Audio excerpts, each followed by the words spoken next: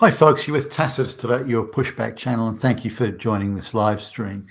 In this essay, I'd like to talk about what clearly is an international, coordinated and very well-funded campaign all across the Western world, demonizing straight white men. Now, there's nothing more evil than straight white men. They're not only are they rapists, wife beaters, pedophiles, white supremacists, Nazis, fascists, racists, bigots. I mean, all of the above simultaneously, it would seem. But they're by far and away the most dangerous group of men when it comes to women, white women, or any women actually in the West. So now you obviously didn't know that, and no sort of I guess thinking or reasonable person would, but the authorities have told us so. Now, if you deny it, that's disinformation. Disinformation, you damn fascist Nazi Hitler. So you have to accept it's true. Now, you may look around, you say, well, I don't know anyone who's like that. I don't know anyone who knows anyone who's like that. Doesn't matter. Don't believe your lying eyes. And if you even think along those lines, even doubt or question what's being told you, you're a damn fascist Nazi Hitler. So let's just have a look at this. And just as I was about to record this, I saw a video from, and I haven't seen it all, but the first sort of 30 seconds odd from History Debunked. And if anyone hasn't looked at that channel who's listening to this video, it's well worth going over there and having a look and a listen. I don't agree with everything that History Debunked says, but he does a lot of good stuff. Now, in this issue, or from the bit that I listened to, he seems, as far as I can tell, absolutely correct. But let's just have a look at this. Now, it's going on all over the world, and I noticed some stuff in Britain, and it's been going on in Australia, it's in Canada, it's in the United States, Germany, and so on. So it's all across the Western world, New Zealand, the like. Now, what the propaganda is telling us is that women are being raped and beaten sort of in numbers that are staggering numbers. There's not a woman who escapes any day of the week without being raped and beaten, in some cases multiple times. So clearly the West is the most, bar none, in human history, the most dangerous place ever for women, and it's all straight white men that are doing it. Now, let's just have a look at some sort of, let's just break down the numbers here and have a look. Is this even partly true? Is it even minimally true? Is it an outright lie? Is it the most grotesque propaganda you can imagine, funded by the globalists who are determined to crush straight white men because they're the ones getting in the way of pushing the globalist project? Those damn straight white males, the things they expect. I mean, the height of these people, the height of it, they want things like the rule of law applying equally to everybody. Hitler!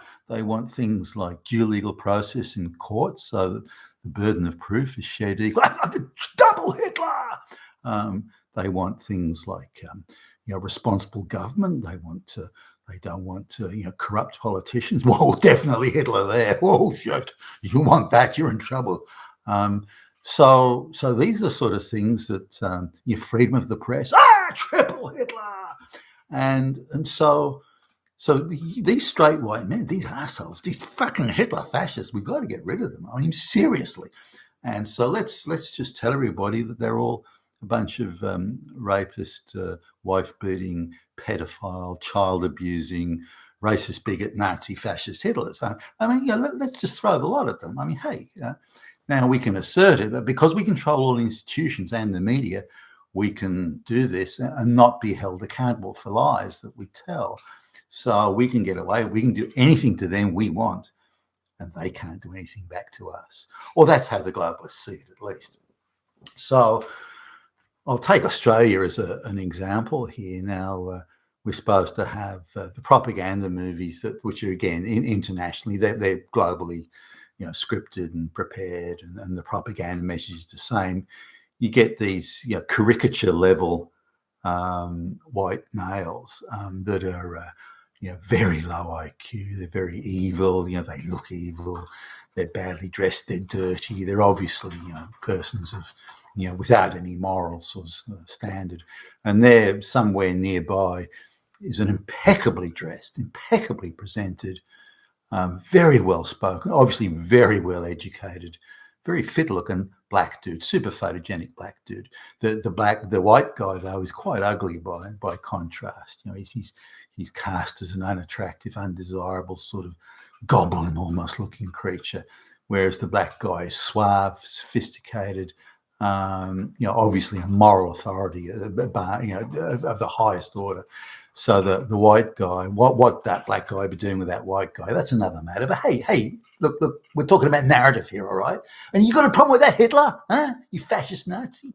So the white guy does something hot, quite a good-looking woman goes by, and he behaves inappropriately, very rudely, and I can't think of anyone off the top of my head who I know that would behave that way unless they were staggering drunk at a nightclub or something like that. I don't know. I can't imagine him behaving this way. It looks like it's set sort of maybe mid-morning and in a public place. I think that the one that I'm thinking of now was in like a public park, for example. And there's plenty of people around, and this white guy just suddenly decides to turn around and say these things to a woman that he wouldn't have a snowball's chance of getting a date with. So, but anyway, he says, but the black guy steps in, gallant, valiant, morally superior, super well educated, suave. I mean, the way he's dressed, tailored clothes, he is looking 100%. And this sloppy, dirty-looking white guy, he puts him in his place. Look, you can't behave this way.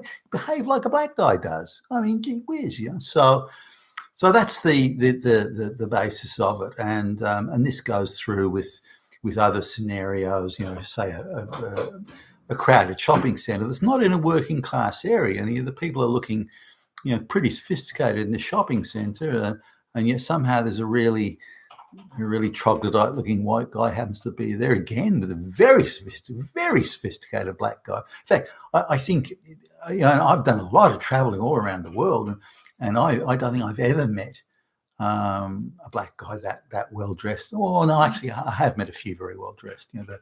They're the son of some tribal chieftain in Africa or something, but I've never met any that behave with such sophistication, so suave, so impeccably manicured and so on. I don't think I've ever met a black guy like that. Maybe they're out there, Thomas Sowell or something. I don't know. But if there's even a few dozen in the entire world, I'd be surprised. But they happen to be in these propaganda adverts nonetheless. So white men are depicted in caricature here. They're not I'm sure people like that exist, but I don't know. You'd have to go to the poorest working class areas of government housing and very high levels of unemployment, drug usage, and people who are mentally handicapped, all that. So, you'd have to go to those sort of places before you'd meet anyone like that. So the idea that this is some typical white guy is beyond absurd. And the fact that they would be in those sort of public places is also unlikely. They would be hanging around the down at heel shopping centres and so on in their own area, or the parks in their own area. But somehow this retarded, white guy is being put in, is in some upper middle class area, and those things don't. The rarity of the chances of that happening are close to zero. But nonetheless, let's go with the propaganda.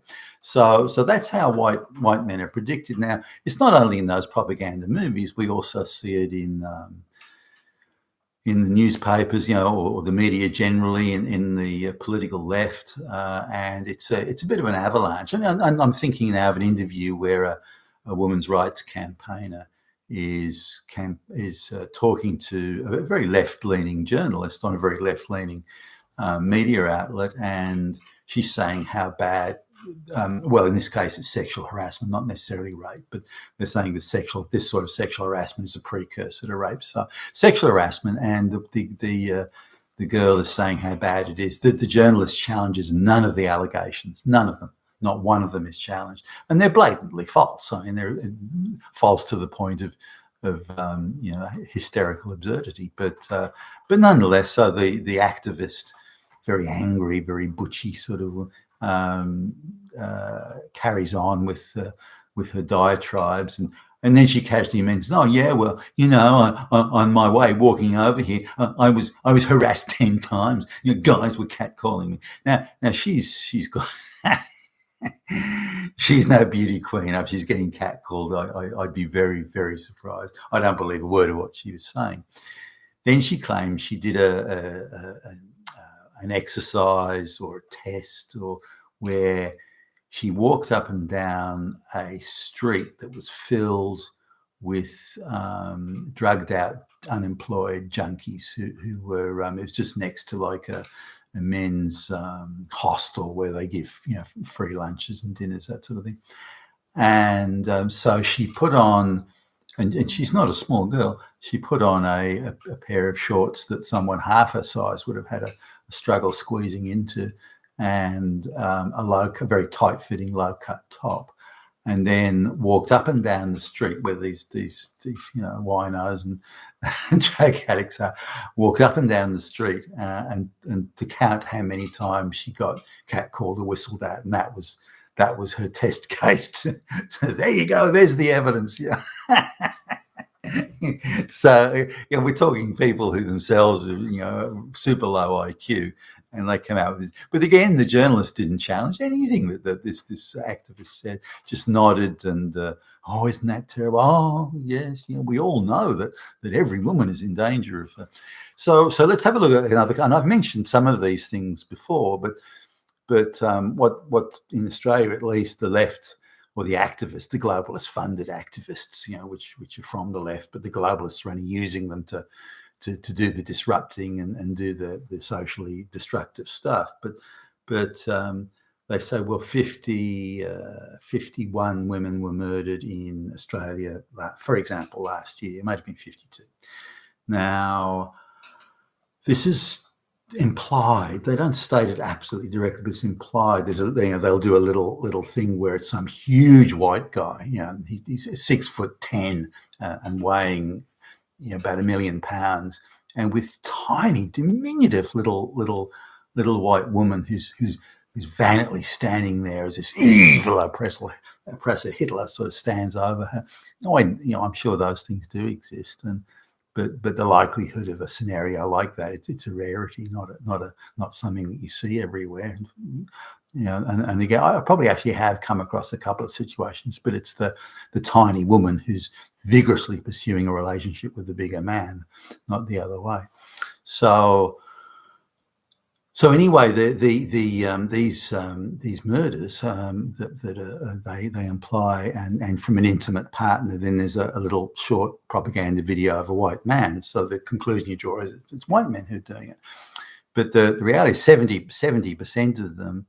I mean, they don't necessarily tell you what the race of the people who are murdered or killed, or how they define murder, because they use a broader definition for murder when they're discussing gender relations. But the way they portray it is that it's white men, but they don't put racial numbers in there necessarily. So you have to look at where the murders occurred. And if you look at where the murders occurred, you know that that's an all-black neighbourhood, for example. So you can pretty much work out white people don't just randomly go in to murder another white person in an all-black neighbourhood. It just doesn't happen. So when you look at the numbers, they do some racial breakdowns. But when you look at the places where the murders occurred, you know that they're not white people. So there's in less than 10% of the murders involved white people. So straight away, it's white people can't be the major perpetrators here, obviously, because only 10% of the total is either perpetrator and or victim were white. So that can't be it. Now, when you look at the when you look at those numbers, something like 70% local tribal murders, and especially in rural areas where local customs and tribal customs are still used. So 70% of them there. Then there's the next sort of lump down is people of Middle Eastern or Islander descent or nationality, and then the final one is white under descent or nationality, and then the final one is whites. But over half the white ones, in fact, nearly 3/4 of the white ones are people living in housing estates who are, say, mentally handicapped people on drugs and things like that. So the chances of an ordinary middle class woman being or man committing a murder, or woman being murdered in a white middle class situation is infinitesimally small. So if we look at you look at the numbers, any woman in a white middle class woman has got many more chances to win first prize in the lottery, or to be struck by lightning, or to choke on a sandwich than she does to be murdered by a white male that she knows. And that wouldn't necessarily just have to be a husband or something like that. It could be, say, a cousin or a brother or something. It could be any sort of man around, boyfriend or something. But so clearly, it's a grotesque and horrible lie. But so clearly, it's a grotesque and horrible lie, and a vicious, evil untruth to say that straight white men are committing these murders. They're simply not. The next sort of default position they have, well, there's all these violence. Now they expanded what violence means. So violence can mean who has most of the warm bed covering on a winter's night, or something like that, or who has if he says, I want to drive the car, and takes the keys, that's violence. But if she says that it's not, that sort of thing. So, and if you look at, say, what's happening with Johnny Depp and Amber Heard at the moment, you look at those sorts of exchanges, you can see how violence is viewed differently if it's committed by a man, if it's committed by a woman. You can see the double standard there. And this is certainly when you look at the so-called allegations of violence. Now, if she wants to have the final word, she may say, go to women's shelter or something like that. Now, the women's shelter will only take people in if they say if they say they've been abused by a man. So they have to say, the man beat me up, or threatened to kill me, or something like that. And then but if they come and say, look, actually, I'm on stony times here, I haven't got enough money to pay the rent and so on, so I just need somewhere for somewhere to stay for a week or two. Then they won't get anything. No, we're not taking you in here. You have to tick that form on the box that you've been abused. That's the only way you're going to get a bed, and you're going to get the food, and you're going to get the handouts. So they dutifully tick the box, and that's it. So then these become statistics for look how widespread violence is. Look, here's the numbers. Gee whiz, so we have to do something about this. So these are the ways that they do. There's the same, the ways they develop the numbers. The same can be said for rapes. You look at the numbers on violent rape with threat of violence or actual violence, then less than a quarter of those are white. In fact, it wouldn't even be a quarter.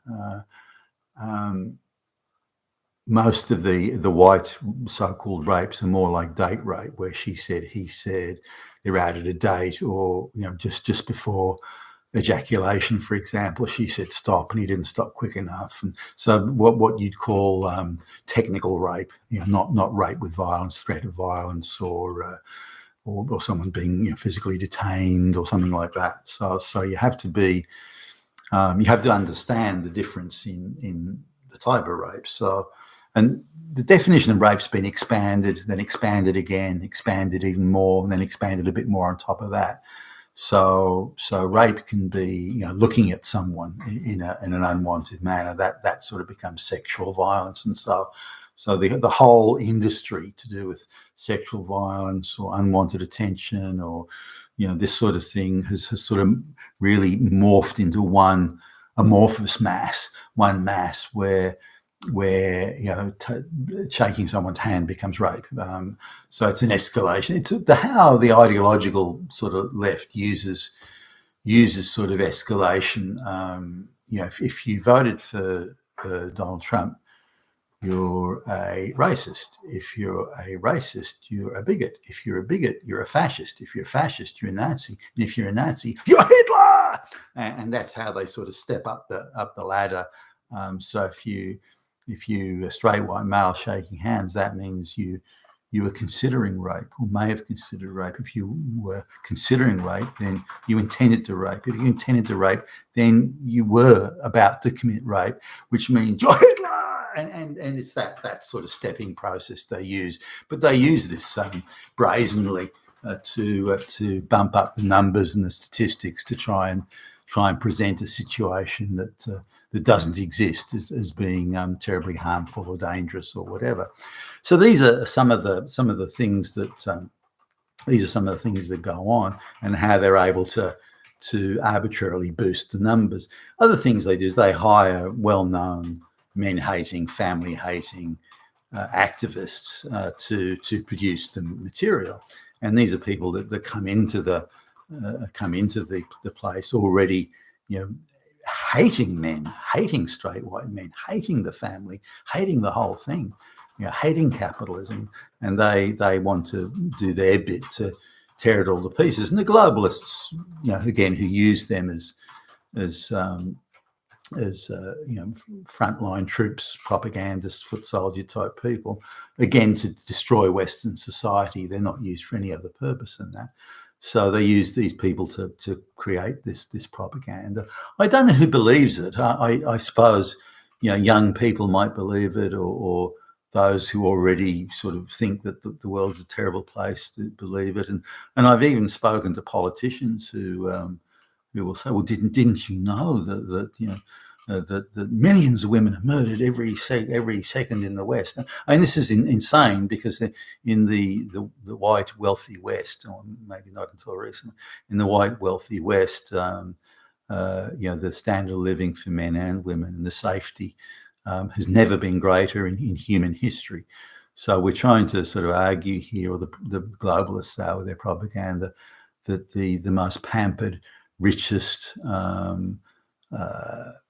healthiest women in the history of humankind are actually the most oppressed women in the history of humankind. I mean, you even just stopping for a minute to think about it, say, hold on a minute, this doesn't work. The propaganda just can't be right. And of course it isn't. And its sole purpose is to denigrate men and divide society, and also to erode men's confidence, so that a man will be too terrified to even say hello to a woman. I mean, you see this in the workplace already. There's at the last place I was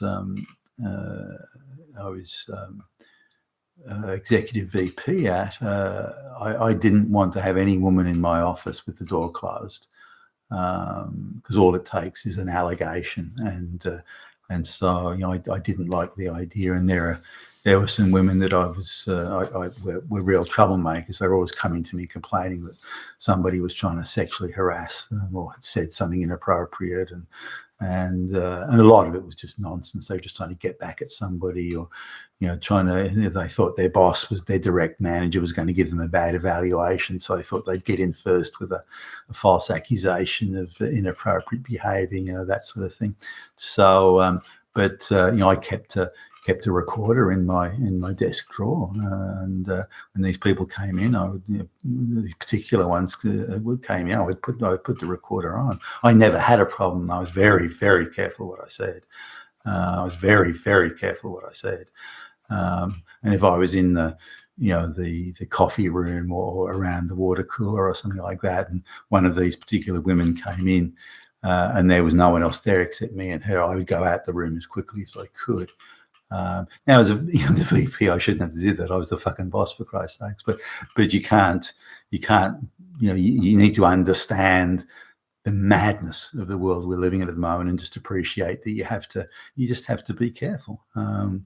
And I think that applies to everybody. Now you see this in the courts as well. The courts are in particularly where there's gender conflict or gender, they've effectively reversed the burden of proof. And so if you're in racial conflict, they've reversed the burden of proof. So if you go into court, the burden of proof rests with you to prove that you didn't do it, no matter how vague, circumstantial, or sloppy or uncorroborated the evidence is against you. You still have to prove that it didn't happen. So it puts you in a, not quite an impossible position, but also the courts will arbitrarily decide on the burden of proof. So they can say something like, well, the only evidence I'll accept, Billy Bob, that you didn't do it was if you were not in the country at the time. That's the only evidence I'll accept.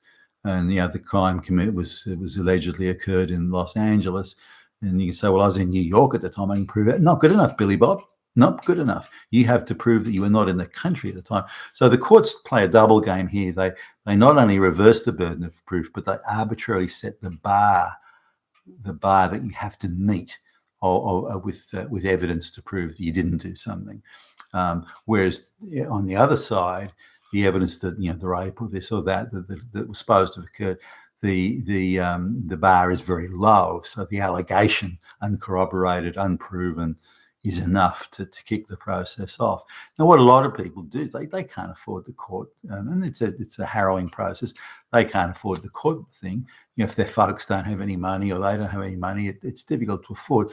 So what you'll often find is a shakedown occurs where my client is very, very distraught by this incident, but if you give her $10,000, she'll let you off, and so some men, especially younger men, they think, shit, I'll just pay the $10,000. At least the problem's over. So a lot of it ends up in a shakedown, and that's something that isn't reported. So also not reported is false allegations of whether it be violence or rape or anything else. That's not and.